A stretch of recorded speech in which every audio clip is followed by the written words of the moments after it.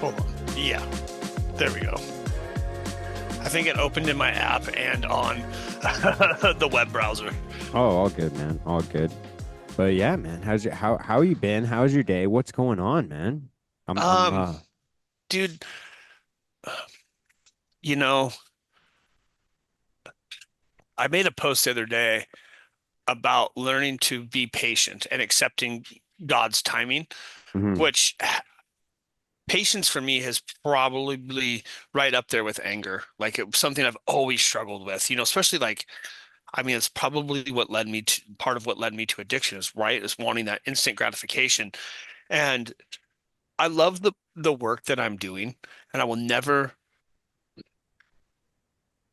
I never want to sound like I'm trying to make money an idol or a key to happiness, because the joy that has been placed in my heart by Christ, um, is something that I will carry with me no matter where I'm at, broke or in plenty. That joy is permanent. But something I have learned is that money is a tool, right? And money produces options. It gives us a choice. And I have been frustrated with the idea of my choices always being limited because of my financial situation. Yeah. And um, I have prayed and I have said, God, if this is something you want to bless me with, if there's a door that will open, I will walk through it effortlessly because it's a door you have opened. And I will remain patient and I will not force my way through any doors that I don't need to be opening or kicking down myself because I have had throughout my whole adult life, I've had a really bad habit of thinking that the next thing around the corner is going to fix whatever problem it is and quitting a job and kicking a door open and just repeating this cycle. And I've just like, hey, I will be patient. I will not make any changes. If there's something that happens to be more fruitful, and it will allow me to build the kingdom, then I will walk through that door because it's a door you are opening. And a couple of opportunities have really presented themselves completely organically, without me even looking or trying. And that's why I was up in Portland today. I was meeting with a longtime friend of from since we've been little boys, and it's a really great opportunity, mortgage lending, and then also sort of tying in what I'm already doing and connecting people with resources for men who are going through divorces and needing help processing either like a mortgage or refinancing or how to navigate that financial aspect of divorce. And so it's a brand new business, and he's kind of opening it because of his own situation. And he just called me. He's like, "Hey man, I want you on my team." I'm like, "I don't know anything about this stuff." He's like, "Yeah, but you have all the skill set of what I need." And it could become something very fruitful. And Yeah. so, I think that it goes back to what I was talking about earlier, is that when we remain patient and we keep doing our due diligence and not worrying so much about what the outcome of the journey is going to be, but just staying in the moment and enjoying the journey, it's truly a beautiful thing. Yeah, absolutely, man. I'm happy to hear that for you, man. And I think that that's always something I've always struggled with as well, is like understanding God's timing, man, because I'm always the type of person that, I'm sure you can relate, where it's like I want it now, now, now. I need it now. Is there a way I can work harder or do more or sacrifice more? Like, is there a way that I can have it now? Like, that's always been my kind of, yeah, mentality. And for me, it's a struggle, man. I deal with it still. Like I still struggle with it where I'm like, I want this, I want that, I want it now. I want to have this, next stepping stone in business or next stepping stone with this or that. And it's, you know, you kind of have to just understand, like, yeah, just do your like the way that I at least rationalize it to myself is like just do what you think is best today and fucking that's pretty much it. That's all you can really do. Hmm. All you can do is do your best on a daily basis. And that just sounds kind of like incomplete and corny, but it is true. Like it's kind of just like the complete, if you manage every single day on a day-to-day basis and just be as effective as you can possibly be at taking care of the things you need to take care of, like this it's cool and it's cool and it's funny that you brought up idolizing money, like the idea of idolatry that way. And I've lived like that for many times in my life. That's actually been one of the main driving, when I was in my teenage years, I was always like, if when I get this amount of money, when I get that amount of money, when I get these new shoes, that car, this thing, whatever it was, then I'll be happy. Then I'll be complete. Like trying to fill like this God-sized void. And it was, I say God-sized void because nothing was ever able to fill it. Nothing was ever able to make me feel complete. Like I was always kind of chasing something to feel complete. And I just think that those rewards that we're looking for are actually a byproduct of just trying to make the world a better place. Like Hmm. I find that the biggest rewards that I've gotten in my life are when I'm just like you said, like random opportunities that come out of the blue when it's like, okay, I've been working hard and revving the engine and now I'm getting a little, pit stop almost. Right. I think that's just it, right? It's that we do the next right thing. We always are pushing forward and doing our best. And if we are living with intention, like like if what I'm doing today is yes, staying in the moment, but it's building, right? It's like, okay, I love the gym. It's like going to the gym. I don't do reps today to be stronger today. I do reps today to be stronger 100 days from now. And it's the same principles apply in all avenues, right? Like I don't go to the therapist to be better instantly. I go to the therapist to be better the next time something triggers me. Right. And I think those principles apply in all avenues of life, right? Like I ask questions. I ask people how they do things. Like when you were here, how did you go from making $60,000 to $150,000 or $150,000 to $1 million, et cetera, et cetera, and being open to learning. And so not being afraid to ask questions or ask for help. And I think as men, that's something we want to have all the answers because something in our DNA ingrains us to be fixers of everything. And so when we can't fix everything, it can be intimidating to ask for help. But that is something I on this journey I've just let go of because you don't know what you don't know. Yeah, absolutely. That's Yeah, and even just like asking for help and sometimes like you kind of beat yourself up for it. Like I remember so many times, sometimes you have to like understand, well, at least I should say, I had to understand you can't take like everything personal. Like not everybody out there is actually like willing to explain things. And it's like kind of a weird thing because I'm not trying to discourage anybody for asking for help, but I know like even just like being an apprentice in construction, like dude, there's so many times where you like ask somebody, "Yo, hey, can you show me how to do this?" Or like I haven't done this before.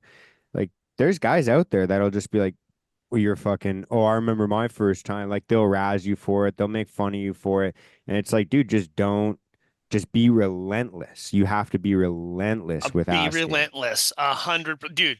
I was just talking to a client the other day about that very thing, right? Like, dude, you see somebody who's, they had graduated the program, and I'm like, hey, when you need to build community, and when you see somebody doing something that you want to emulate, don't be afraid to ask them how they got there. How did they do this?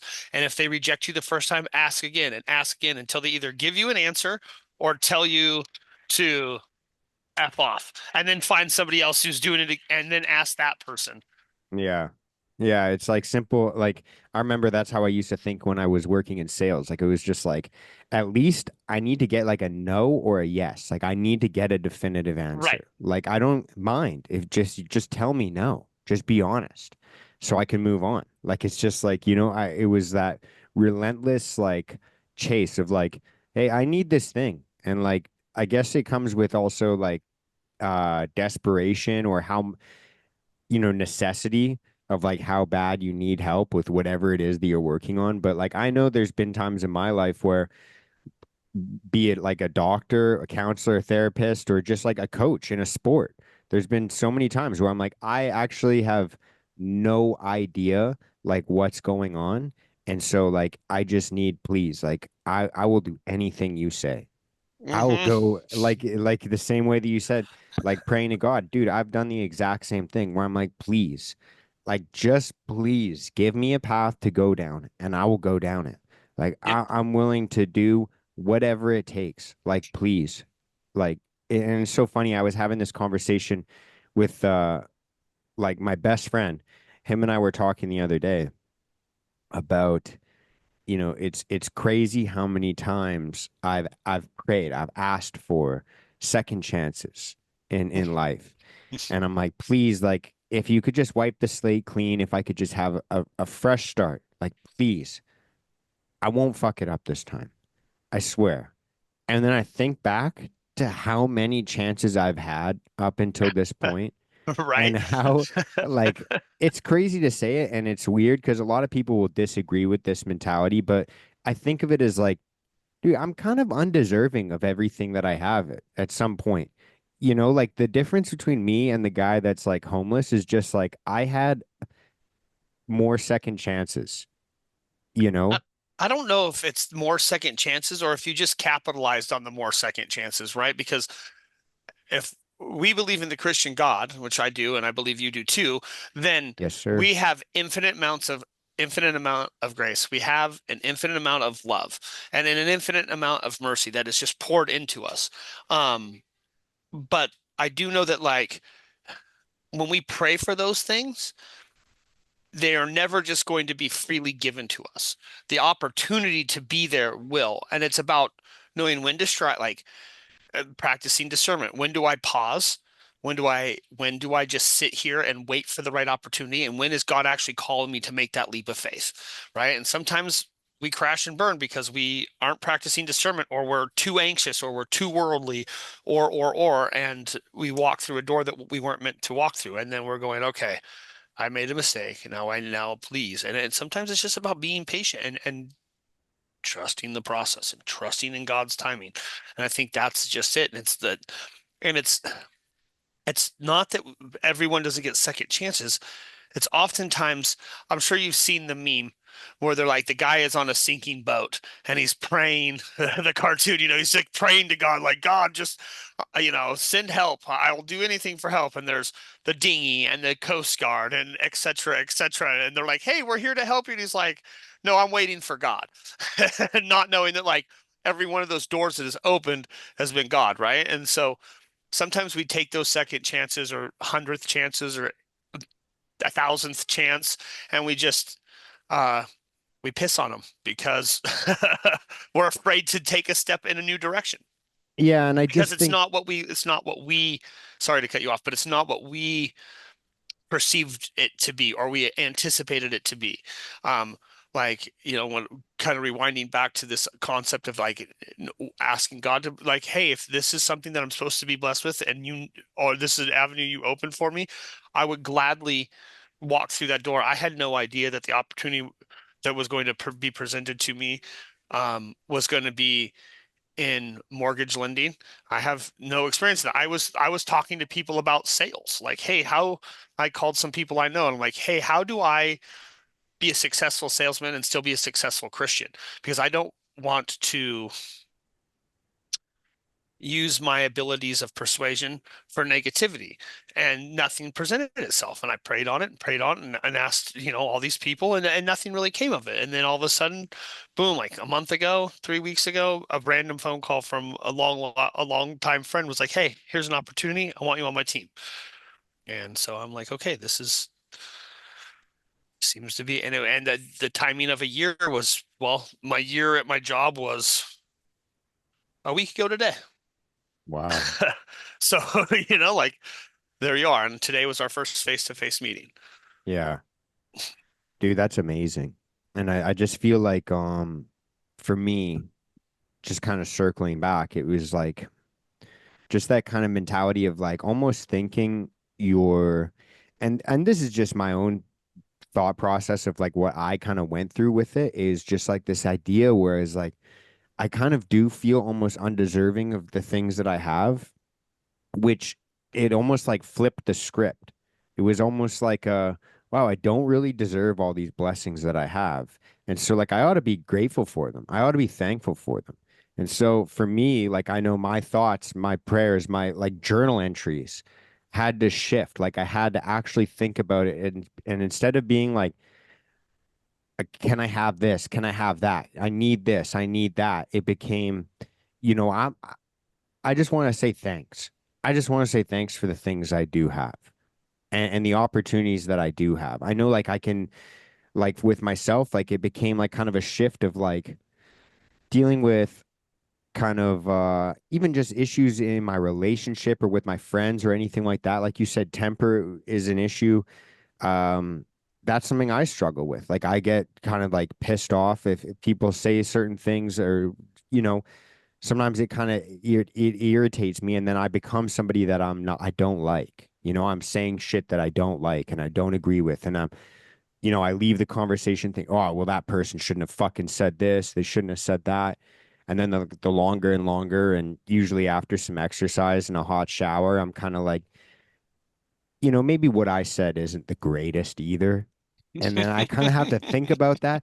And for me, like there's been so many nights where I'm kept up or times where I wake up in the morning, I can't fall back asleep because I'm replaying situations like that, like ruminating over it.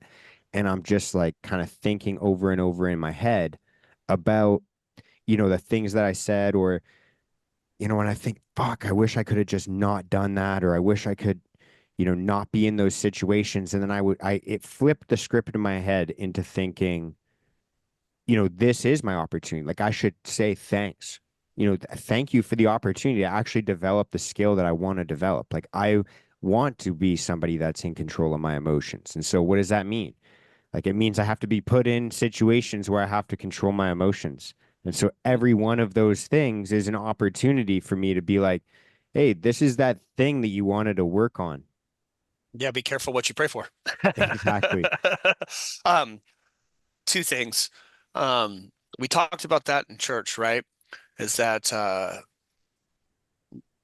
if I'll use our pastor used a train as an analogy, and the head of that train should be Christ, right? He's the driver of our train, and at the very end of that train should be our emotions. So, meaning that like we need to give emotions less authority over our decision making, and we all struggle with that. Um, we all have something that like I don't do as much as I used to, because they don't pop up as often. But early on, I would kind of take an inventory of each day, like wins and struggles. And I would note those struggles, and I have a running list of them in a few journals. And I started making notes of like, what was the trigger word? Did I sleep that day? Did I eat enough? Was I stressed? Was I not present in the moment? Like, what triggered me? Because we all have shark music, meaning that like there is something in that can happen around us, right? That like is like somebody says a word, somebody's body language becomes like Jaws, dun dun dun, right? And you like, and we can, when we become cognitive of that shark music of those things that trigger us, then we can start being able to step back. We can know that like it's almost at the orange. I'm almost red. I need to go somewhere else. Or then when we can get in a little bit more masterful, then we can like take captive that emotion, pause on it, and then let it pass before we give it life. And I am not perfect at it, but I am definitely light years ahead of where I was even 2 years ago, in my ability to control my emotional output.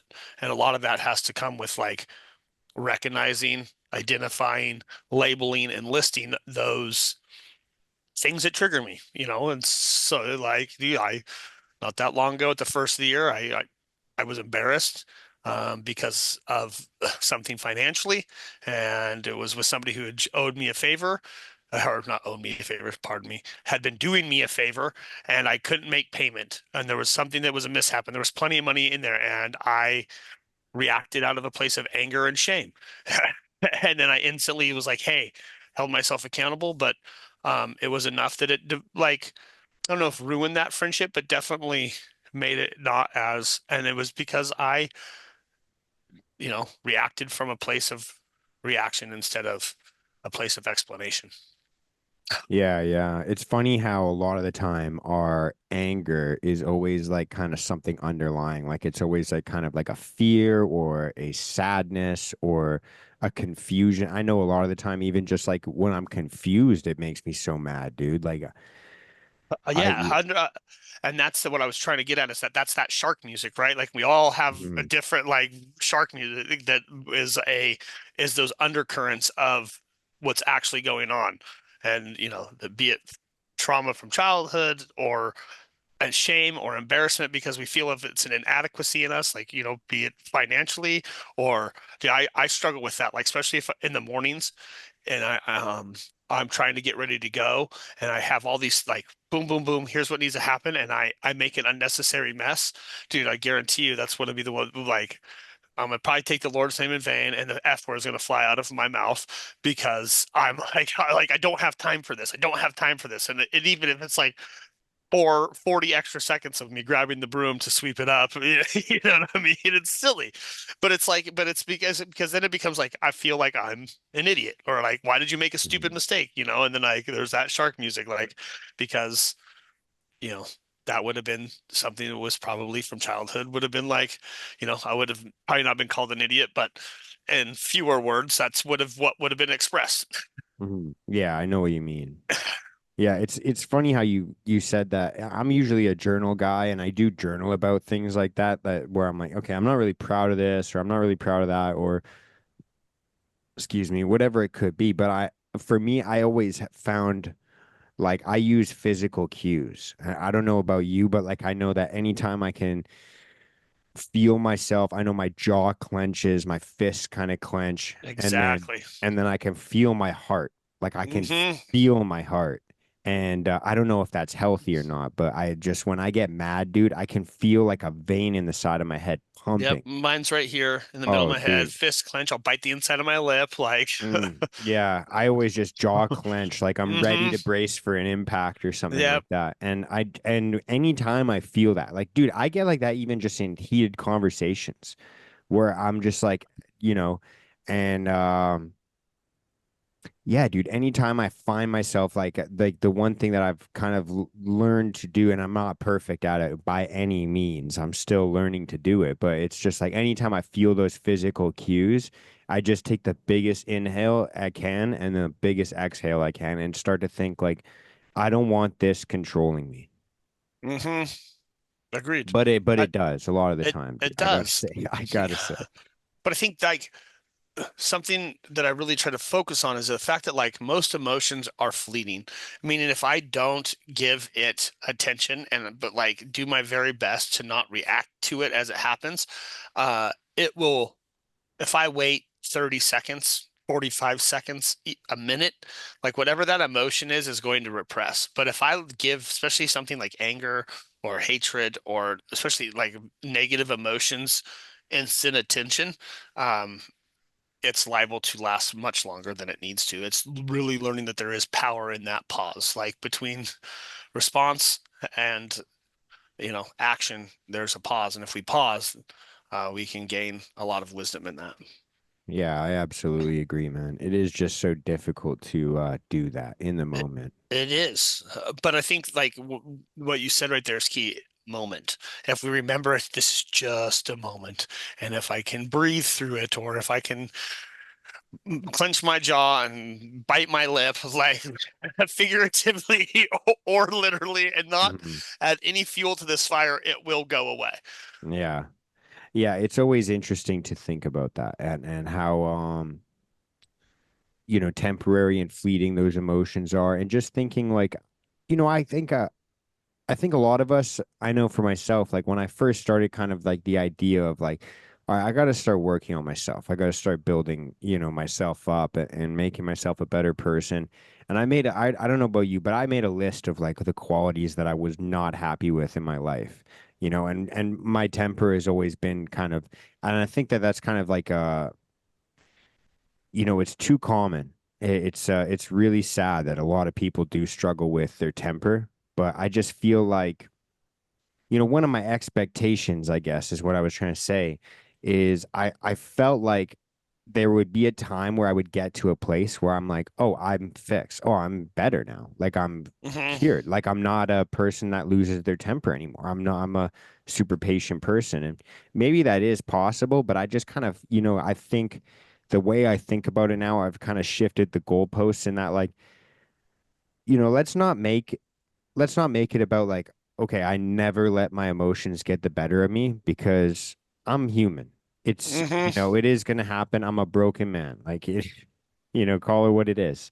And I think the goal for me now has shifted from like, I'm never going to let my emotions take the best of me to I'm going to try and notice it faster and just trying to like make it less frequently. And when it does happen, I'm going to try and make it for less of a duration of time. And then I'm going to be able to hopefully take accountability for whatever I fuck up when it happens. Exactly. And that's the key word right there is accountability, right? Is that I try not to say I'm sorry, but I try to say I hold myself accountable.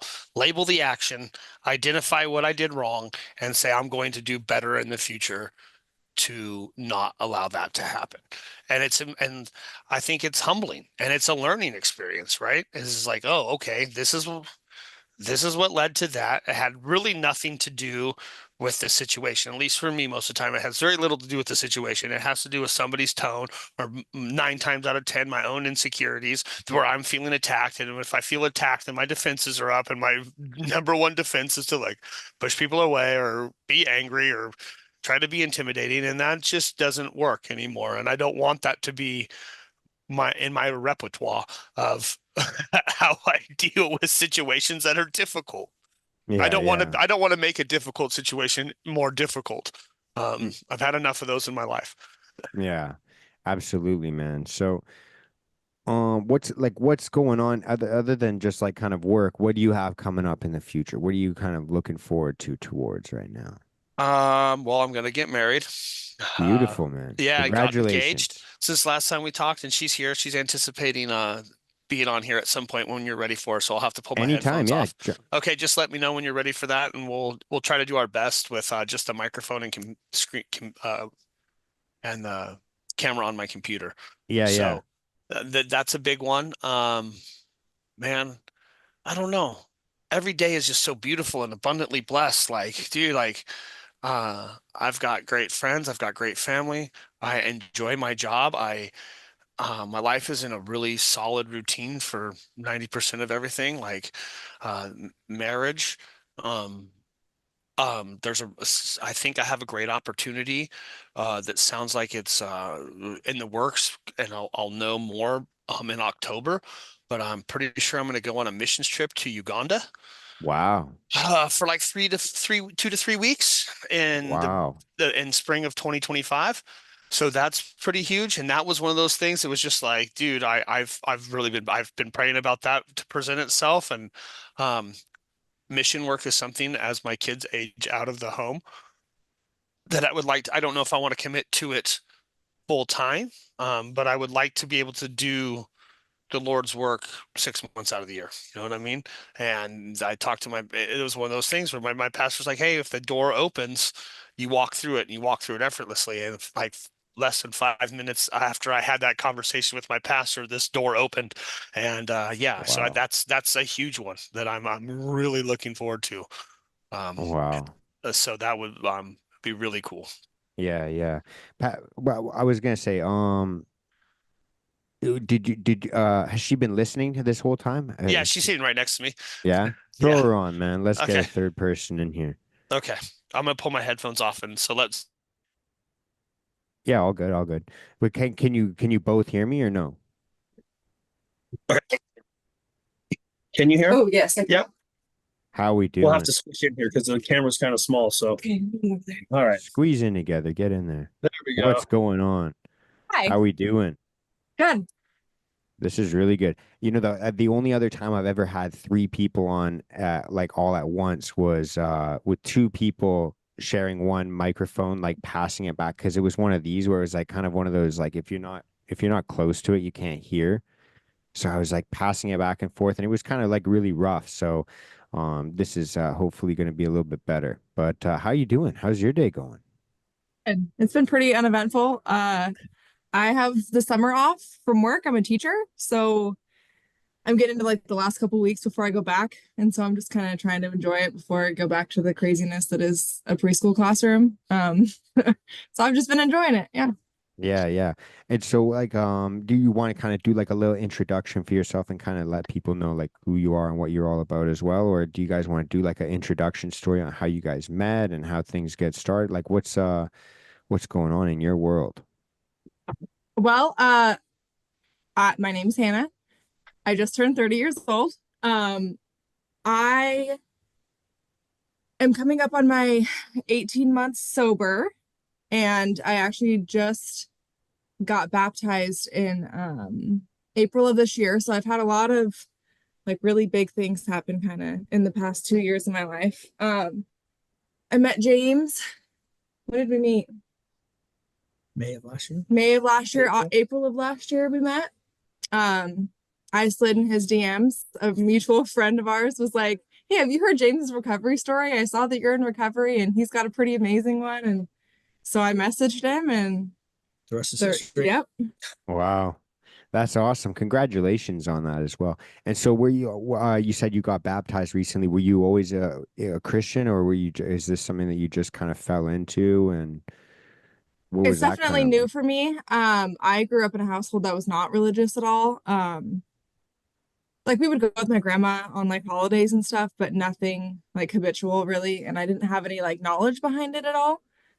So this is the first time that I've really stepped out in faith and given my life over to Christ and really committed to, following him and understanding that. And it's all still really new and it's also really overwhelming, but it's like in a good way. It feels nice to have somewhere to put things, I guess. It's not just on me anymore. Right, right. James, I forgot. Were you raised religious? Yeah, I was raised in a church, but it was like a very old school. I grew up in a town of like 1,400 people, and it was a like hellfire and brimstone evangelical church. Right. And I think, as you know, for me, I tend to be an overthinker, and I saw a lot of hypocrisy in the way that, like, here's what you're supposed to be doing. It wasn't necessarily the way things were being done at home. And then on top of that, like I had already felt like I committed all these like horrible sins and I was just going to be condemned to hell. So I pretty much ran away from the church and then, I don't know, became agnostic or an atheist for a very long time, mainly out of anger, you know, mainly out of anger. Yeah. Mm. That's it's interesting because it kind of ties back to, the same kind of thing we were talking about earlier, which is like um this like desperate like I know for myself, like it was almost like a desperation. Like I was like almost at a point where I'm like, I feel like I've tried to sell myself to everything else around me already, and it's not working. Mm-hmm. So, And it didn't and- work. right. I, but I think that's what I think. I don't think I know, or I know that that's what God is waiting for, right? He's waiting for that dark, desperate moment, right? Because when it's dark, that's when the light will come truly shine through, right? When you have expended all other things, he's like, okay, dummy, like here you go. And that was that, and I like in this journey over the last 4 years, I can look back on things, and it's literally like the footsteps in the sand, right? Like I can see now, we're like, the reason I'm still alive is not because um, I failed at suicide. It's because God had saved me for a greater purpose. Like, and I can see that like God had intended more for my life than for it to end on a sad note. Yeah. Yeah, and almost as well like it's like the suffering and I feel that in your story as well. I don't know about like Hannah, to be honest, I just haven't heard uh about your story of in recovery, but it's just I know with I just feel like it's almost like the suffering that we go through is almost like to prime us to help the next person go through it. Yeah, absolutely. Yeah, I mean, I think I made a post about that the other day. And it's like I'm ashamed and I'm outspoken, not only about my recovery, but about what Christ has done in my life. And it doesn't matter if you're recovering from drugs or you found a way to recover from sexual trauma or physical abuse or domestic violence or overeating or you've lost, like if you have overcome these massive life obstacles or the things that Satan had sent to destroy you, and you have come out on the other side, it is I feel it is our expectation that we should share that, because you never know who is going to hear a little morsel of something that you've experienced that they're going through at the exact same time and in the exact same moment that they need to hear, that is a seed that gets planted in the darkness of their life that is going to transform them and change the direction of where they're headed. And I think Yeah. I think we're all called to do that. Yeah, yeah. And so when do you guys have you planned everything out for the wedding and everything like that? That must be exciting or anxiety ridden or Both. yeah. We have a date. Yeah, we have a date. That's pretty much it. I think we have our bridal party pretty much sorted out. Yeah, our but- bridal party pretty much sorted out. So that's cool. Right on, right on. Are you guys planning to do like the big old festivity and party, or are you guys gonna just do something low key and just kind of like almost elope kind of thing, or not that If it's he really had it any of his my way, business. You don't have to tell we'd me. be eloping for sure. And yeah, I'm like, I mean, I hate saying this because He's done this before. I've been married before, obviously. There's things that I didn't do that I really want to do this time around that are more traditional. Like, I really want to go international for a honeymoon. And so if it were up to me, we would be just eloping somewhere with the people that really matter. And then the next day we'd be getting on an airplane and flying to the Mediterranean. Yeah, But hell she yeah. deserves to have the wedding of her dreams. And so we're going to try to make both of those things a reality. Yeah. Yeah, yeah. That's awesome, man. I know one of my friends, he just got married and it was his second marriage. And like he basically the way that he said it was like he wanted to have the wedding that he didn't have before.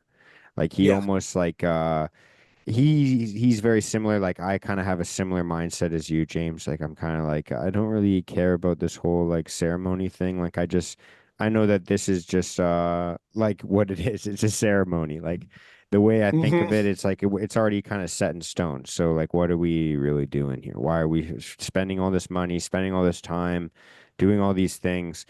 And then for him, he I mean it's still fresh, so maybe it hasn't developed yet, but he still says like it was worth it, man, to do the big wedding, get the church and have the celebration. Personally, that's his story. I'm kind of ignorant to it all, but yeah, that's just kind of the thing he said after is like he had the wedding that he didn't have before. I'm excited to do it in a church. Sorry, brother. Sorry, brother. Excited to do it in a church. And I'm excited to make those vows like to God, because it wasn't the wedding wasn't ordained under the name of Christ. And so I'm really looking forward to that. Yeah, I was gonna say, really, kind of a personal question. You don't have to really, you can just deflect it or we can cut this out or anything. But do you like what kind of feels different for you this time?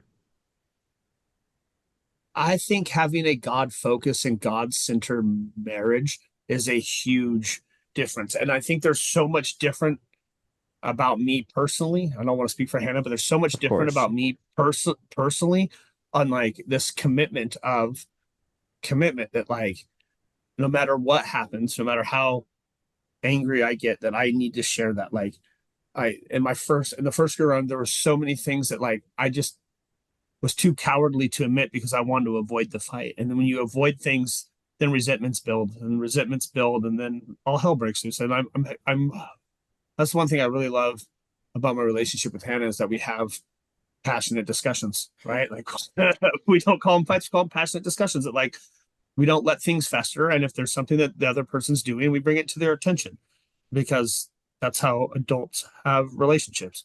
Right. And Hannah, well, I was gonna ask a quick question as well. Actually, no, wait. There's too many things I want to ask right now. But how do you personally deal with when he has like a temper outbreak or something like that? I'll get my girlfriend to listen to this as well because she has to deal with me. So It's been a learning curve because I know personally that if I'm feeling that way, I want to be like hugged or given attention to. He does not. And so it's the classic, like, I'm trying to love him the way that I would want to be loved, where I think I've gotten a lot better at checking myself and being like, okay, I understand you need space and just like walking away in those moments, but understanding that he will, and he always does. He will come around and like, you know, make amends or whatever needs to be done in that moment. But I think understanding just that he needs to be loved in a different way than I do, and that it's not about me in those moments, has granted me a lot of peace because, you know, I also am a fixer and I want to fix and I want him to feel better. And then, but how I'm trying to do that doesn't always come across that way. So I Right. think just learning that, you know, we're different people and that's okay. And she gets a much gentler, softer side of me than any If I walk other. away. Well, Yeah. no, not only that, but just in general. Yeah. She gets a much softer and gentler James than Yeah, any other yeah. partner in the past has. No doubt, no doubt. That's I was gonna say. I said of course earlier, and I was gonna say that the obvious part of that is that you're a completely different person now. It's at least from my eyes. As I've Yeah. only known you as this guy as well. So, but I know that for myself, even just like 5 years ago, I I wouldn't want to hang out with me. No, So me either. yeah. Definitely Do, not. do you guys ever feel like you get that feeling where it's like kind of like I know that obviously like and it's so easy when you think about the concept. It's like, hey, we're in this together. We're obviously a team. We have to get through this. Like, I want you to be happy and I want to be happy. So like where's this disconnect? Because I feel like a lot of the time in my life, and it's not just in my relationship, it's in all my interactions. It's like once there's kind of like that friction, it almost becomes like we're on different teams. That's Mm. almost how it feels. Do you guys deal with that? Do you guys ever have you had to confront that yet? Or I'm sure you have, but Yeah, but I think a good way of looking at it, which isn't always easy to do in the moment, but I like to think of it as it's us against the problem. So, like, whatever the problem may be, whether it's something that's personal to me or personal to you, that it's us both together trying to amend that or find a solution to that rather than us against each other. It's always us together against Against the whatever problem. yeah. And I think for me is that like it still takes me time to like if I'm caught up in something and my like I need time to step away from the emotion of the problem because I'll start taking that emotion personally. And then when I can pause and I can come back to the problem and not the emotion, then things seem to work out a lot better. yeah. Yeah, I definitely do that as well. It's funny how men and women are so differently wired. And I feel like it's so easy sometimes as a man because the way that we interface with problems is just like, here's the problem. And then we're just like instantly solve, like, I'm going to do what I can to solve it. If I can't, I'm going to fucking tuck it away under the rug. That's just Right. basically how men deal with things. A It's like, lot can I like fix this? If not, I will ignore it. That's it. yeah, or walk away from it.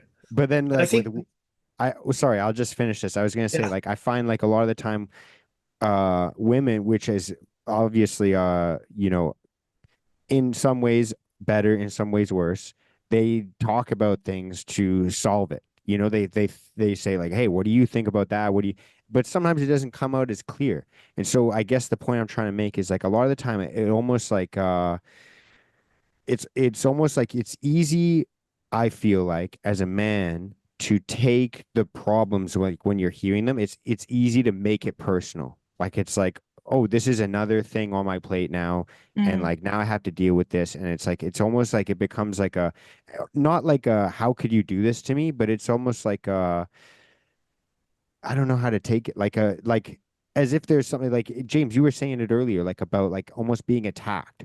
Like it's almost like, oh, I'm not good enough right now. Like that's almost how it feels, even though that's not it at all. Like it's just like we almost take the problem personal, you know? yeah, Does that make I do. sense? Do you deal with that, or am I 100%. just a little bitch No, that way? you're right. It's because like uh, kind of doubling back to what you said is that like it becomes something else on the plate, right? And like, oh man, I got all this stuff I need to do. Now I need to fix this too. Or, oh, this is wrong with me. Like, right? Because it does become personal because we want to be the fixers of them. We don't want to be the problem. And so if we feel like we're the problem, we don't know the solution to it. then yeah, it becomes personal. And I think that's why, like, for her and I, like, there was a lot of like me trying to run away because we deal with problems so much differently. Like, especially if I'm elevated, like, I really need to be able to step away from the problem. Like, if it's heated in that moment, like, the more I get like nagged, Yeah, the RPMs go up. like, yeah, my temper, and then like I'm gonna say things that are gonna I'm not going to make the problem better. So like, let me walk away. Let me mumble some swear words under my breath. Let me walk away. Um, one thing else that's like really different with us is that like I can come back to it and be just fine in like 4 minutes, and she's like, "Give me more time." Right. But I'm like, I'm good now. Let's talk about this. She's like, I'm not. And so Yeah, then, yeah. it's like, again, I think that's a difference for men and women too. Like, I can like let go of something rather quickly, and I'm ready to move on, and it's not that big a deal. And just because it's not a big deal to me doesn't mean it's not a big deal to her. Yeah, yeah. I think respecting that is so hard sometimes too, man, Yeah. because it's like, but I need to fix this. I got to go to bed. I got to do this. I got to do that. Like, we got to Yeah. take care of this now. Like, I think that's a big thing too, is like in those moments when you're like, I need space. I personally have had a lot of relationships in the past where that there was no reuniting later to discuss it. And so I think that like unwiring that like abandonment kind of trauma that I have from that, where like he's like, I need space right now. And then it just feels some like I'm getting a lot better at understanding. We've been together a while now, that I know that he will come and talk to me, but in that first moment, I'm like, oh, this is never going to get resolved. Like it's just going to be something that gets swept under the rug. So I think as long as like I can tell myself that we are coming back to it later and we're going to discuss it, then I feel a lot better about it. But in that first moment, sometimes it's hard, because my trauma is different. yeah. I think I can resonate with that as well. Like, I kind of struggle with that like abandonment feeling as well, but it's not even almost like in like relationships. Like, I feel like that sometimes even just like with friends. I'm like, Yeah. and but it is a kind of a blessing and a curse, because it's the same feeling that prompts me to just reach out to people and be like, hey, how's it going? Do you love me still? Like, Right. Right. Yeah. and so yeah, it's just always I always feel like compelled to just give people reminders as well sometimes, like just like a hey, I love you, because that feeling is just like so shitty when you're just sitting there and you're like, yeah, I even though it's completely irrational, you're just like, I'm alone, I'm a loser, I'm Right. unlovable. And like just getting one of those little, like, even if it's just like a little text from somebody being like, yo, by the way, I love you. You're like, all right, that could get me through tonight. I could do Right. this. Yeah. Absolutely. And it's sad sometimes that we need that. And it's like, I don't, it's emasculating admitting it, but it's like, dude, those things a good conversation, even just like this, just kind of like it takes a load off. Like, I just kind of feel lighter personally. I know some Yep. people get drained by that stuff, but it fires me up. Absolutely. It fires me up too. I like doing it for people too. Me too.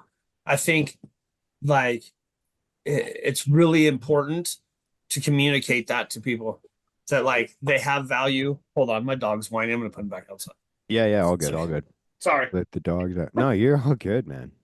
No, I think like, man, I do that stuff a lot because it's important for people to know that they have value.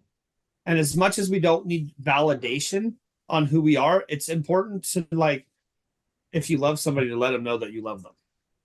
Yeah, you're actually one of the few people that as well does the random messages, the morning messages. I like that about you, man. I've got a couple Yeah, it's buddies that important. are on that as well, and it's just like, I'm like, man, I'm thankful. It's uplifting, right? Like, especially like first thing in the morning, getting a message that says, "Hey, man, you have value, or you are loved, or that there's good in this world." Like, I think like, man, practicing gratitude. Like, I live out, and we live. I should say sorry. We live out in the middle of nowhere, and so the first thing in the morning, and you can edit this out if you want, but dude, I step out my front door and I take a pee. Oh You yeah, know what I mean? no, I'm not gonna edit that out, brother. Person. So that dude, like, and I get up with the sun, and so like, dude, the first thing I do in the morning is I pee, and I say, Give dude, like, Mother God, Nature thank you that for the golden shower. Yeah, dude, I'm just like, I let it rip. And I'm like, dude, thank you for the sun. Thank you for this beautiful weather. Like, thank you for the ability to get up and move. And like, dude, I'm talking like the first 40 seconds I'm awake, I'm saying thank you. And that changes a human's foundational day when you can be start your day with gratitude. And so if I can share that with people, like, dude, it makes an impact. And it's Yeah. simple, right? I mean, it's like uh said something to somebody the other day. I'm like, I have so much joy in my heart for the life that I live today that I let it radiate out of my smile. And I share it with the world, even though I'm missing lots of teeth and it's yellow and it's, I don't care because it's just like, I can't, I, is even when I'm embarrassed of it and I try to cover it up with my lips, like I still like end up grinning ear to ear because it just radiates from my soul. And so, dude, I think it goes back to that whole like, being too macho to tell your brothers that you love them, or too macho to say that, like, I feel good or I feel sad. Like, I'm not talking about just being bleeding all over your emotions all over everybody, but when you have a safe place to share those kind of things, or you have a group of people that like you can say, hey, I love you, or hey, I'm not doing good today. Like, that's, dude, share that because they might Yeah. not be doing good too. And you might be, again, showing them a new avenue that they didn't know was opened. Right.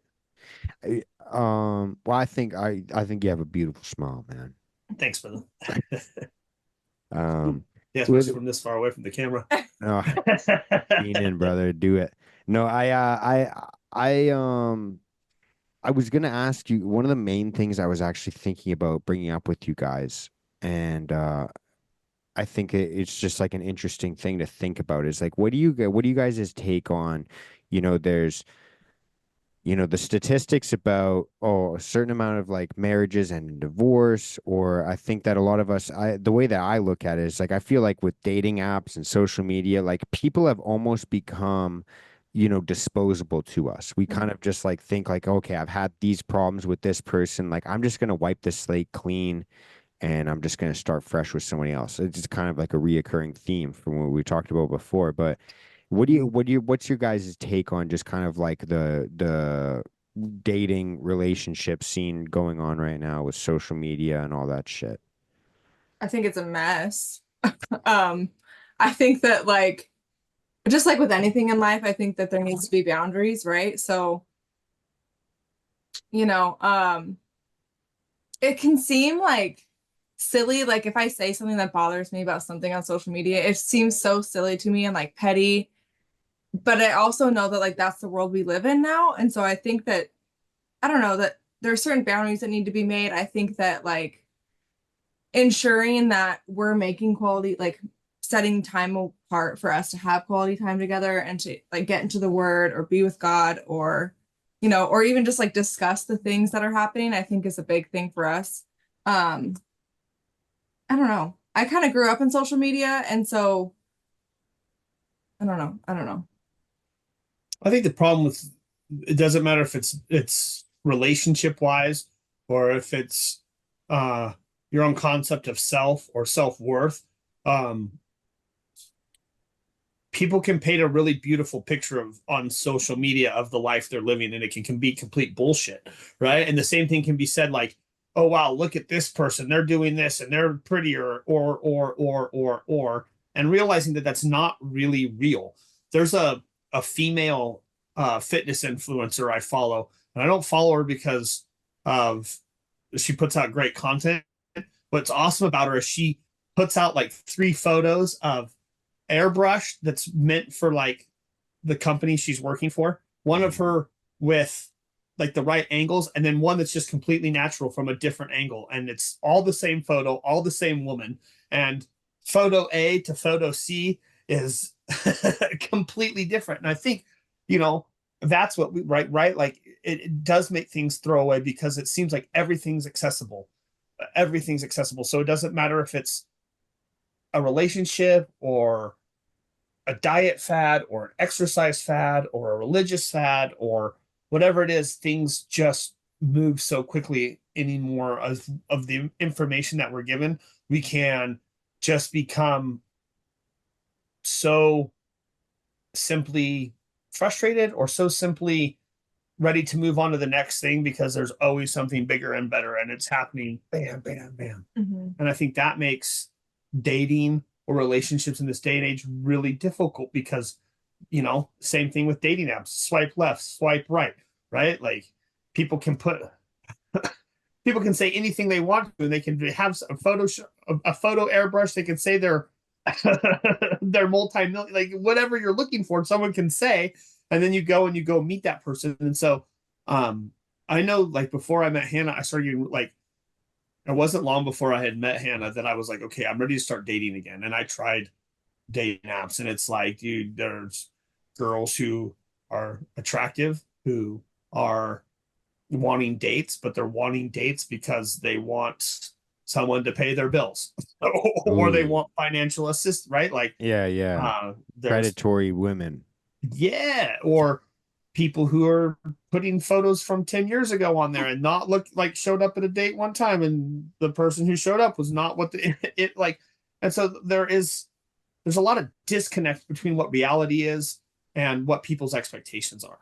And Right. I think that's a huge problem, and not just in relationship building, but in society as a whole, because of social media is so instant access, and anyone can be like, I am the world's greatest success story, and here's my Ferrari. And it's not their Ferrari. They went and rented it for a day, and they scraped all the to create an image.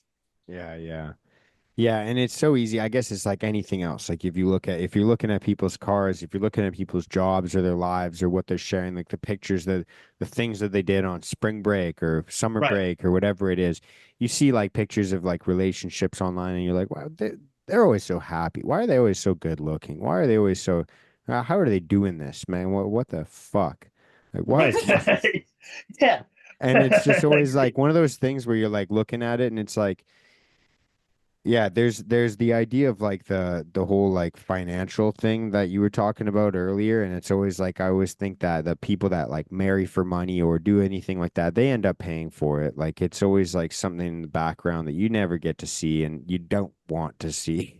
But Agreed. it's always like there's always like kind of that yeah, I guess that kind of feeling or concept of like, yeah, well, guess what? Like the grass isn't really greener on the other side. It's greener where you're fucking sitting there making the ground fertile, not just watering it, but like you're making Yeah, sure making that it the for a ground is fertile ground. You're making sure that you're putting the right seeds. You're making sure that, like everything's taken care of. Like you need to fucking yep. take care of your garden, man. And that's like Yeah, Yeah. me telling that to myself. Like it's always like, agreed. I That was struggle with comparison left, right, and center. I try my very best. Like, dude, I've limited my social media use as much as I possibly can. I fucking schedule my posts. I have a 15-minute limit on my social media apps. Like I have to get rid of it. Like that's personally the only reason I have it, which is the lamest fucking excuse is like for the podcast. But really it is like the way I meet people and like interact with people. So that's the only reason I've kept it for now is just basically as a messenger. agreed. Yeah. I really try to, like, if I'm on it, I only use it for a positive, and anymore, like, because I use it for such a positive tool. Like even what's in my feed, if I doom scroll, there isn't much doom in it. It's strictly it's strictly usually just positive, enlightening things. So, or funny Yeah. stuff. But Yeah. Sorry, go that's ahead. fun.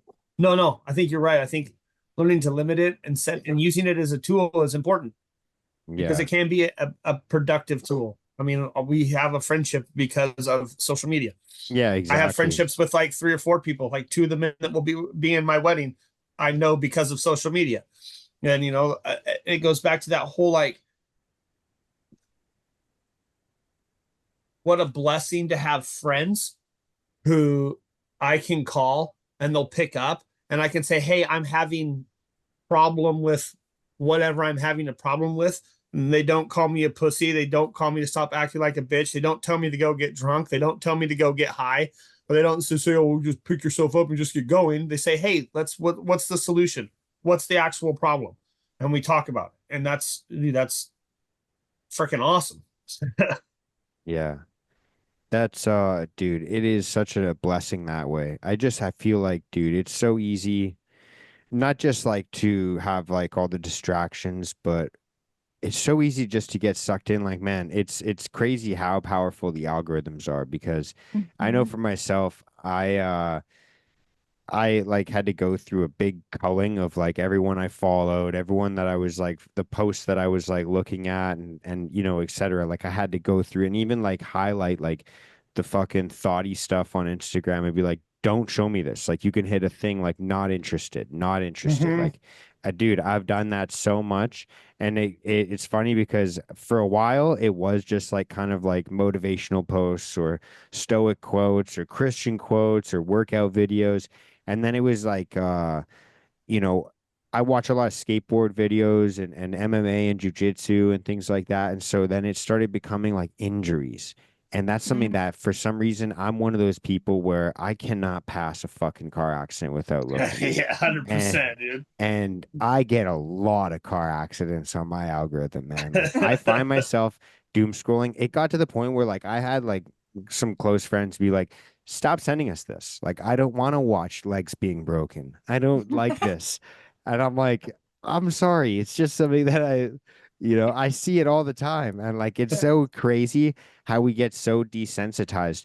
Mhm. Obviously, with like that kind of stuff, as well as like the sexual stuff that's all over social media. Like everything has become so desensitized to us where it's I like the think most fucked up things become normal. normal, but that goes back to that whole like throwaway relationship, right? Because we get Mhm. desensitized to it. It's like, oh, she's not doing what I expect of her, so I'll just throw her away and I'll find somebody else new because somebody will. And like, that's not how I want to live my life. I would rather struggle with her through the challenges of life than constantly looking for someone who's perfect because I'll constantly be looking and I'll constantly be changing because there's only one perfect person, as far as I'm concerned, who's ever walked on this earth, and that was Jesus Christ. And I'm not looking to marry him. You know what I mean? Like, I'm never going to, like, if we're anticipating perfect, that's never going to happen. Right. And we're constantly going to set ourselves up for failure. And you're going to be looking and going to be looking and going to be looking. Like, there's going to be issues. There's going to be things that she does that I don't like, and vice versa. And I think like the one thing when it has come to relationships and this concept of marriage and a lifetime, uh, that's different for me now than the first go round was that like I realize now that forever means forever work. And I don't mean just forever work like between us, but forever working on Mhm. myself and her, um, preferably forever working on her. And then together as a couple, forever working on that relationship and learning that like it's going to evolve and there's going to be moments where it's going to be less passion. It's going to be less intimate. There's going to be hardships. There's going to be people who die. There's going to be struggles. And like if our foundation is anchored in Christ, then we should be able to weather anything. Mhm. And hopefully we will. That's the plan. And we'll hold hands and we'll be anchored in the word and anchored in Christ and we'll weather storms. That's And to beautiful, be man. able to find somebody who has that um, same desire and same expectations is some reason why the big reason why I want to marry her and I want to hold on to her because in this day and age that those qualities are few and far between because everybody wants someone to elevate them. Everybody wants to piff, I shouldn't say everybody, but a vast majority of people want this unobtainable, un- unrealistic life. And I don't think that's something either one of us struggles with. Yeah. Yeah, that is beautiful. I love to hear that. And I think that it's like I feel like all too often I've seen this like with buddies of mine, like guys in my life. I've seen it with women in my life. I've seen it like all over the place where like people are kind of like looking to be in a relationship to be fixed. Like I need Mhm. somebody there to help me with this, and if my partner could do this, then I could do that. If they could do this, then I could do that. And it's always like a if then I can, and it's always contingent on that. And I feel like all too many times in our lives, like it's kind of like that savior complex that people get where they're like waiting for someone to come and save them. And I feel like it's like I said, in relationships, it comes all too often because that's where we love someone like so dearly and we hold them to such a high standard because they're like our person. You're like, well, my fucking person would never do that. And then they do it. And then you're like, oh, you're like, you forget that they're also a person, like a human being Human. that makes mistakes. And so like a lot of us, like we're like, if they could just do this, then I'll fucking do that. I find that all the time. Like, it's like, if this was just I could control my temper if you weren't fucking pissing me off, like Yeah. that's, Right? and it's like, it's so funny how yeah, we just kind of like and it happens, like I said, on everyone's end. I think that everybody does this where we want to pass the buck and just be like, it's your fault. Like Right. that's how Hmm. it is fucked up that way. I think that was one of the big things when I first met James was like, we talked about this a lot too, where in all my past relationships, it was like I wanted the person to fix me or I wanted to fix them because I was used to doing that. And I think that when I met James and I knew he was like working on himself and I was working on myself, and we were already doing that before we had even met each other. I think that's a big part of like a key to our relationship is that we weren't doing it for one another. We were already doing it for ourselves. And so if we can just maintain that, throughout our relationship, there's a quote from Jim Rohn that says, I will work on me for you if you will work on you for me. It's not, I'll work on, it's not the other way around. It's I'll work on me for you and you work on you for me. Right. Um, and I think that's a big part of our relationship is that, we were already doing those things before we met. And I think we just organically came together in that way.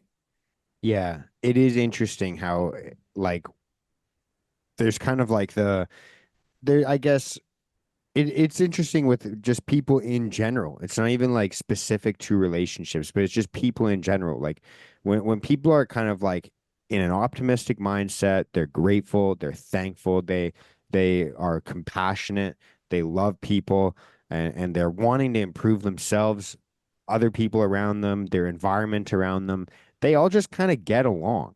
Mm-hmm. Like it's interesting. Like I've noticed that like so many more uh pleasant relationships that I'm like, wow, I didn't know this many people were this nice. Like I felt like throughout like my entire life, when I was fucking pissed off and anxious, which I still get sometimes, like both, but it's like I was always depressed and fucking partying and doing Lord knows everything I shouldn't be doing.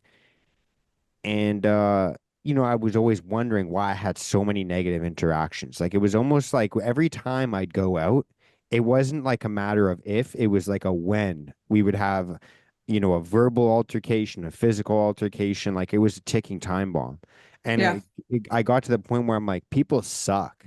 Mm. And then once I started becoming like forcing myself to be more optimistic and more faithful and more like I don't want to be like on the high horse because I'm definitely not a perfect person. I'm the furthest thing from it. But just like when you interact with other people that are just trying to be better, Yeah. you're like, I fucking like this person and I want them to do well. Yeah. You're like, how many good people out there did I fucking miss or piss off? Right. I don't think something that I share with anyone who will listen is that perspective matters, right? Like you found negative people because you were in a negative mindset. Like the duality of it is that like everything is happening simultaneously. All the beautiful things that this world has to offer are also happening like simultaneously with all the negative, ugly things that this world has to offer. It's a matter of where is your perspective focused on. And when you shift perspective, you quit noticing the rape, murder, drugs, and not that you don't notice it, but it doesn't consume you. You start noticing that like great people, like the cute little kid walking across the street, the noise of the playground when you walk past it, like the sunrises, the sunsets, like those simple, like you become more aware of it. Like I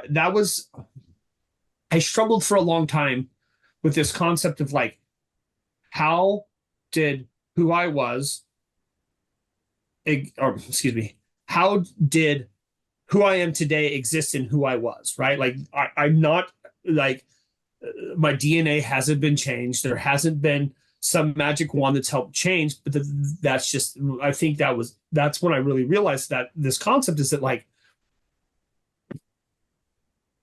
the beauty, like just what I said, like the anger and the hatred and this victim mentality made me see the world of that aspect. And when I shifted perspective, I started seeing the beauty. So I coexisted as I am today in that same human being. I just didn't have the perspective on life that I have now. And when we're able to see that, then we see that like life is neither good nor bad. It just is. And our perspective shapes our reality. Yeah, I agree. I also feel like a lot of the times we almost like are primed towards like I know for myself, like I said, like if you're like always in verbal altercations or physical altercations, or even if like you're in the position where like maybe you just watch those things a lot, like maybe you just like watch a lot of arguments on YouTube. Like I have a few buddies of mine that literally just like watch arguments on YouTube. Like they just watch that shit. Like this is what I believe. This is what I believe. And dude, I used to go down that rabbit hole until I realized it literally made me want to argue with people. Like it was like the people that like I feel like when we're watching like reality TV shows and everything's so dramatic and everything's so like, you know, it doesn't. Sorry, I'm not trying to point finger. It doesn't have to just be reality TV. It could be anything like that. Like it almost like normalizes like the drama and the arguments and like I said, it happens on, you know, YouTube. It happens with like I went down the same rabbit hole of like this is my fucking thing I think, and this is my fucking thing I think. And like it almost primes us. Like we just become like these kind of it becomes normal, like this almost like staged interaction with people becomes normal. And then it also is like this like yeah, like this normalized dramatic, like as if like it's normal to just like argue all the time or like need to argue. Like it's like people can just get along. Like people can just coexist. Like we don't actually have to find things to argue about. Like we could actually find things to agree on. We should. And as fully functioning cognitive adults, that should be our every human being's rationale. But because of things like the media and social media and everything you just stated, it creates divisiveness. And so then we don't even realize people. I have a feeling like people were never probably supposed to live. We're tribal in nature, so we were probably never meant to live in these huge, massive metropolises of hundreds of thousands of millions of people on top of each other. But because of social media, because we can have a life that and exist behind a screen, we get tribalized and start thinking that like if you don't think like me, then fuck you, right? Because I can find 10,000 people who believe the exact same thing, and if I can be validated in my opinion, I must be right. But opinion is not fact. Opinion is opinion, and people forget that. And I don't know. I'm a huge believer that the greatest commandment is to love God and then to love your neighbor. And because you can't love God without loving your neighbor, and you can't love your neighbor without loving God. So it isn't two separate commandments. It's literally one commandment. And my job is to not take anyone's inventory, but to love people. And I can love you and not like the choices you're making, or I can still respect you and not sign off on what you're doing. Like I can hold two differing opinions about this, about what you're doing and who you are. Like, I don't know, people tend to forgotten that. And that goes back to like the relationship thing, right? Like it's never going to be perfect. It's never going to be flawless. Like we are different people with different ideologies and different concepts of life. And so, yeah. I think a big thing that comes into play with that too is just like assuming the best. Like if I assume that the person who cut me off in traffic has a woman in their car that's giving birth, I'm going to feel better about it. You know, like I can assume that they're doing the best for their situation. Yeah, yeah. I think that's a big part of the perspective shift for me. It's just like whatever somebody's bringing to the table, whatever they're bringing to me, or that's if I can assume that that is what they can, that's their best with what they have in the moment, then it keeps me out of judgment. You know, it helps me release, I guess, any like conflict feelings that are behind that. Yeah. I mean, I want to honk and flip them off and tell them they're assholes. And then I feel bad. And then I got to pray to God and be like, God, I'm really sorry. I've done really well with my temper, but something behind happens when I get behind the wheel of a car and swear words fly and my temper's instantaneous. It's work in Yeah. progress. Yeah, I guess it's just a product of where I live. Well, maybe not, because people around me do definitely get road rage, but I feel like road rage is something that I don't deal with as much anymore. I just kind of like, I have the same kind of like thought process of like the optimistic or like charitable point of view where like I'm always like, oh, that person's probably got someone screaming at them on the phone. They can't fucking focus. They can't do this or like, fuck, I just kind of always think that way, but I do get really pissed off with obviously there's other things that piss me off, like people in other situations, or I find a lot of the time that a lot of the things that I get pissed off with the most are just things like inanimate objects. Like I work in construction, so when things aren't going well and a certain piece doesn't fit, or you inch yourself and your board's too short, but your angles are perfect, and you're like, oh, like those are the things that set me off where I start to take those things personal. But Me too. yeah, so I just 100% that like that and traffic set me off more. But like I don't know why. But the inanimate thing that like I feel like I should master, and I hate having to do it more than once. I hate it, dude. I hate having to like if I don't get it right the first time, it irritates the shit out of me. oh man, there's nothing like yeah, there's nothing like climbing to the top of a scaffold and you're like, I forgot my tape measure at the bottom. And you like go down and get it and you're like, I just left my coffee down there now. And then like, Dude, yeah, I did that the other day at work. I thought I had left everything I needed to take with me for the weekend. And I'm like, oh, because it was like wasn't in my pockets where it normally is. And then I went back in and I'm like, oh wait, I did put everything in there. But I'm like, oh, I don't have my badge. So I go in and I can't find my badge. And I'm like, God, I just got so angry. And I'm like, well, fine, I'll just wait till Monday and I'll look for it. And like 3 hours later, my boss is like, hey, just want to let you know your badge is on the bottom underneath your desk. And I'm like, oh man, ah. At least yeah. I know where it's at now. Didn't lose it. Yeah, and I know like for myself, dude, that it's funny how so many people, like especially if you surround yourself with good people, dude, I leave like my mouth guard and my water bottle at the gym like fuck so many times that they literally just like kind of know and they just leave it where I left it. Yeah, It's like dude. this idiot will be back tomorrow for it. Yep. I did that today. I was like, where's my water bottle? Oh no, it's yesterday. I'm like, where's my water bottle? Like I almost left it at the gym. I grabbed it, took it to the locker that like I have my own locker at the gym. I don't put a lock on it most of the time, but it's like I have it reserved in case I do need to lock it because I work there. And so sometimes I'll put stuff in there. And I'm like, not only did I leave it in the gym next to the last machine I used, I grabbed it and then left it in my locker. And then Oh. they just were like, it was on the desk, like waiting for me. Like they knew, same thing. Yeah, yeah. They literally, it's funny. They will just leave it on the ground where I left it because they're like, this idiot will know. Like, and even when I get home, I'm like, oh, my bag doesn't have my water bottle in it. I can literally see where it is in my mind's eye. Yeah. Like, it's so funny, man. Um, I was gonna say, out of respect for you guys' time, I know it's Friday evening and you guys want to spend the evening together. So I was gonna kind of wrap this up here, but before we do, I wanted to know if you guys have any closing thoughts, anything that you wanted to chat about that we didn't get to chat about, we can still do, or anything like that. Or you guys, if you had a message for somebody that's listening to this and you wanted to Hey, share I don't know something, if anyone's going to listen, but get Ryan on your show. I will do. I was just chatting with him. I'm gonna, Awesome. so I He's a suck at great dude replying to with a with people. an like with a really powerful recovery, like with a just a great story and just a phenomenal human being.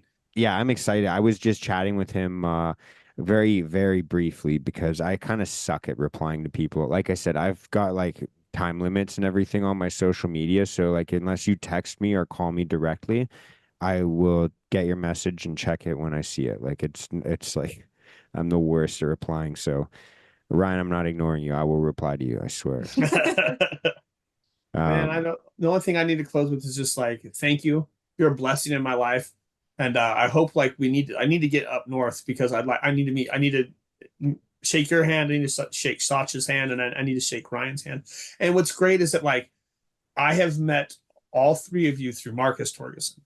Like, right, Yeah. like Marcus is the lightning rod, and kind of like you had talked about something very early in our conversation, and you can edit this out and this can be between us, but this whole like concept of being blessed more than we deserve.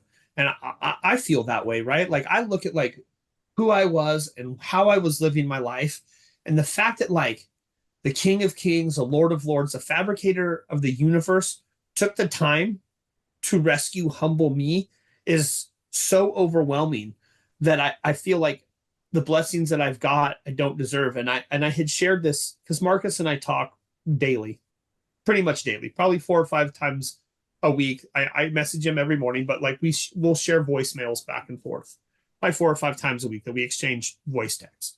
And I told him that, and he's like, "No, man, you're," and he related to like as like my own with as my own children, right? Like if I'm the father of my own children, how often could they screw up and I would still be there for them to help them, right? And God's no different. He loves us infinitely. And so he blesses us because he loves us. And so you deserve all those blessings because you're doing something right. And you know what I mean? Like, so yeah, kudos to you I because appreciate. you're putting in the effort, and God hate using the word rewards, because then it sounds like, well, these people aren't getting it, but it's because a lot of people aren't putting in the effort to be better.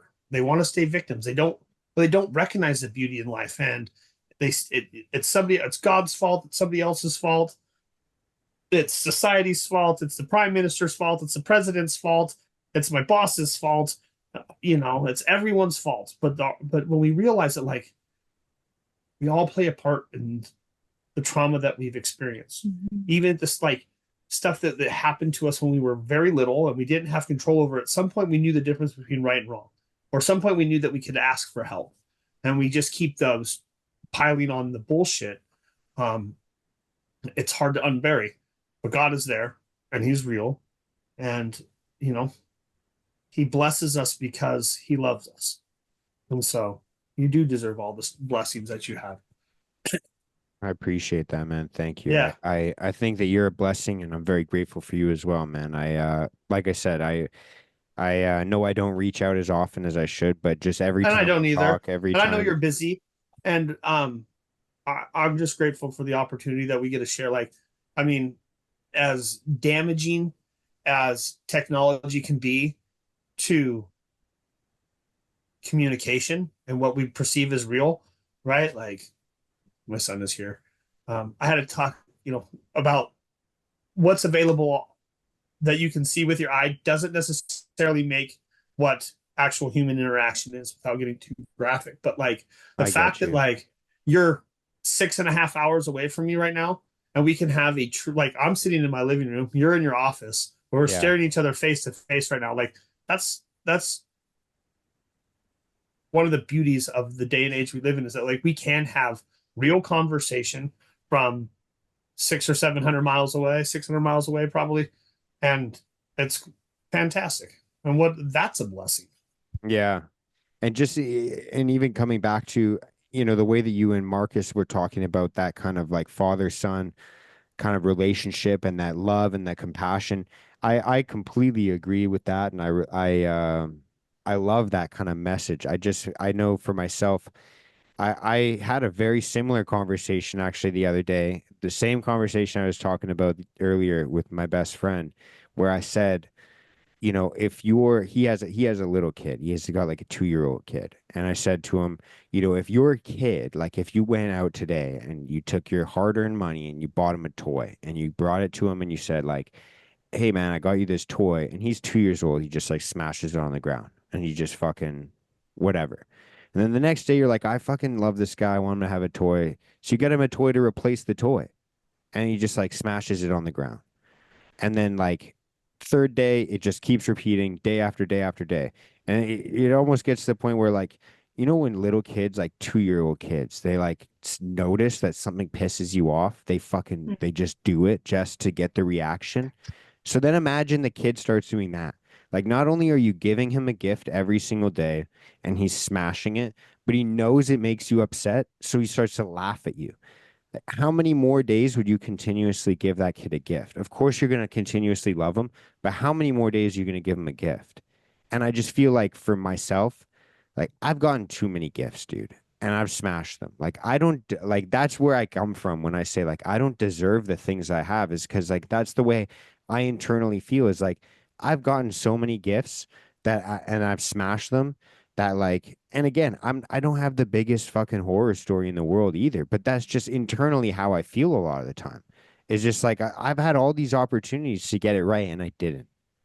Well, how You know, many of us, sorry, and I but how just many of keep us getting have, chances. That's all. That's all. yeah, Sorry. That's the only thing I'll say is like, I can't Mark, believe I still get chances. Like, are you how old kidding? are you? I'm 29. Okay, you're 29. I'm 15 years older than you are. Um, how many days have I had that I just smashed? You know what I mean? Like, how many, I don't care about the money or any of the worldly things. How many days have I been blessed with that I smashed, I wasted, that I ruined, that I didn't give any effort into, I didn't give any gratitude towards. And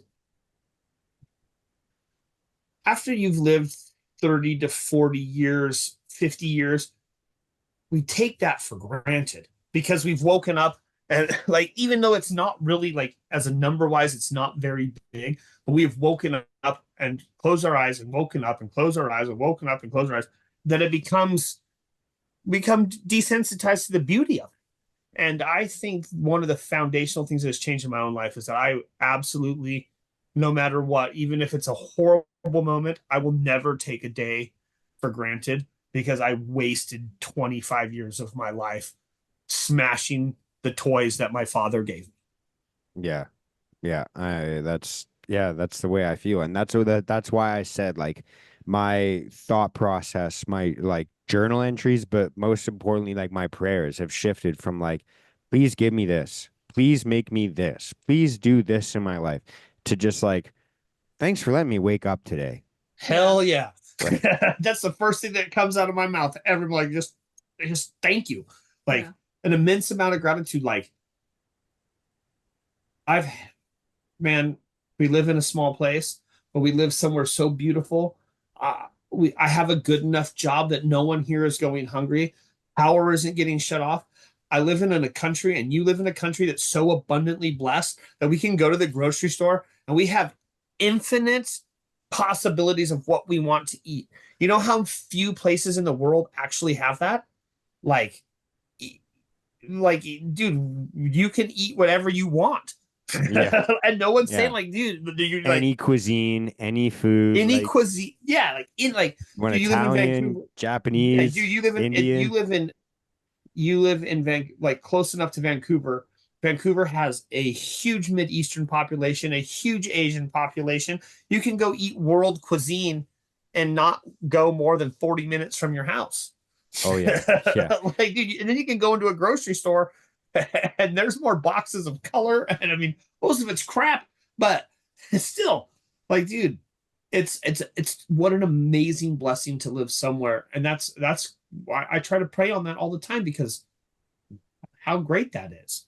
Yeah. And like so many people take that for granted or they bitch like, you know, and it's like, dude, yeah,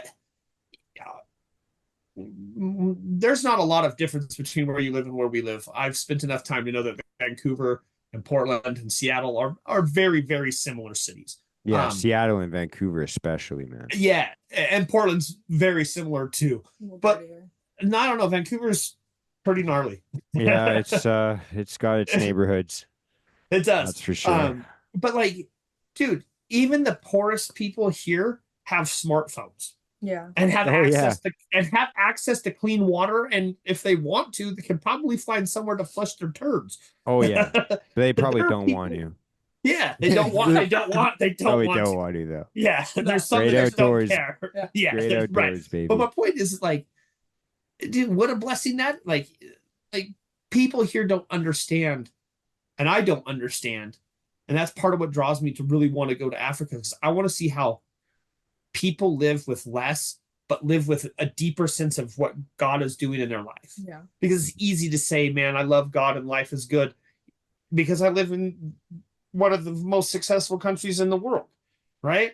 And it's like, even when it's bad, it's not that bad. It's not like, dude, I got one bowl of oats today or a bowl of rice, and hopefully I'll get some clean water, and I may not get either of that for another day or two. Yeah, yeah. I almost feel like that's why a lot of people like and America's very different. I feel like Canadians, sorry, I was gonna say Canada. Um fuck.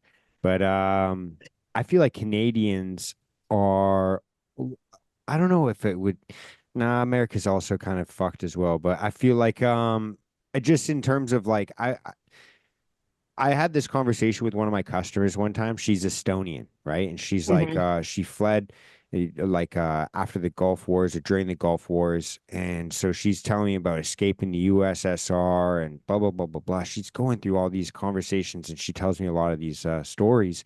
And I'm just wicked, like gruesome stories.